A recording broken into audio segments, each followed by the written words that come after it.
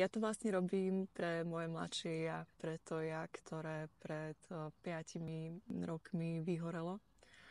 A vtedy, keď mi bolo naozaj nedobre, aby mi veľmi prospelo mať priestor, ktorý by mi dovolil získať perspektívu.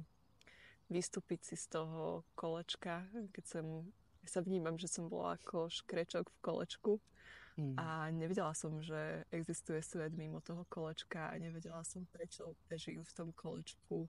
A to, čo som vtedy vnímala, bolo, že musím. A veľmi by mi bolo prospelo, keby vtedy niekto prišiel a podal mi takú pomocnú ruku a posprevádzal ma tým, že vlastne nemusím. A môže to byť inak a zaslúžim si a môžeme mať ten život, po ktorom túžim. Prečo pre No, teba, Herana? úžasné, dobre. Prečo pre mňa Herana? A ja budem úplne autentická. V prvom rade pre mňa je to určitým spôsobom dobrodružstvo, určitá výzva a veľká radosť. Je to naozaj pre mňa radosť ísť do niečoho nového, pracovať s ľuďmi, so skupinou ľudí, kde sa môžeme vzájomne inšpirovať, kde si môžeme odovzdať a môžeme vám odovzdať veľmi pekné nástroje, ktoré vám môžu pomáhať.